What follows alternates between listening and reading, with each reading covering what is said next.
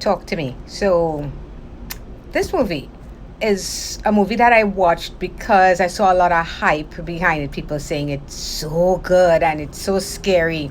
And of course, the studio behind it is A24, the same people who gave us Hereditary, The Witch, Midsummer, three movies I absolutely love. So I was excited to see what all the hype was about. But here's the thing, sometimes hype is just that.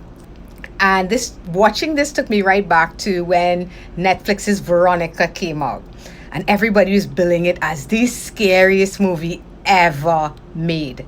Now, I've been watching horror movies since I was like 8 years old. Seriously. Right? So I fell in love with horror a very, very long time ago. It's the genre that I most adore. I watch maybe 5 horror movies a week. So you gotta come really, really good, with me. And this movie, for me, it's a really solid horror movie for a certain type of audience. I would say people who don't really love horror, but they dabble, mainstream viewers, as I would call them. I think teenagers would be really into this. They would find this very scary because the movie itself, while its cinematography looks great, and the first half of this movie, the build up to the what occurs, it's very unnerving. It's very unsettling. Basically, what this movie is about is we have a group of teenagers who, instead of just maybe smoking some weed and drinking at a party, maybe playing some games, they decide the fun thing to do would be to delve into the supernatural, where they deliberately allow themselves to be possessed by a ghost, right? And of course, something like that is not going to end well. So not giving away much there, but that's basically the premise of the movie. First of all, it's really hard to sympathize with people when they're being dumb, but it's a bunch of teenagers and you have to think of it like that. So let's put that aside for a second. Like I said, after that first act, that very unnerving first act, another positive for this movie is the gory stuff works very well. It's quite effective. I like the practical effects when used for the ghosts and stuff like that. It's very The Shining, it's who's rotting and that sort of thing. I like that. It's not just another typical scary ghost. So props for them on that as well. And I thought the lead character, played by Sophie Wilde, I think the character's name is Mia.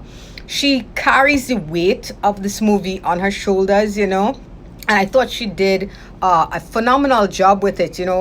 She's not a forgettable character, not in the slightest. So she does a really good job with what she's given. That said, this movie never scared me. It has some jump scares that I can see being effective with a certain audience, as I said, but I don't see hardcore horror fans finding this movie as phenomenal as people are making it out to be, right? So I'm not trying to bash the movie, guys. I'm just giving you my humble opinion on a film from the point of view of somebody who really, really loves horror, and a wide selection of different subgenres of horror. This one, for me, it's well made, it's well acted, but the story itself is not as strong as it makes itself out to be. The longer it goes on, there are more plot inconsistencies. We never really get a sense of the rules of this game that they play. It seems to change as things go along. And I would say think Malignant, think that kind of thing where you just enjoy this movie for what it is. If you don't really pay much attention to the plot inconsistencies, if you're a bit forgiving and sympathetic with the stupid decisions made by these kids all throughout the movie, then I think you'll have fun with it. And it is the type of movie I would show to someone who is not into real hardcore horror. Somebody who wouldn't watch The Exorcist, I'd show them Talk to Me.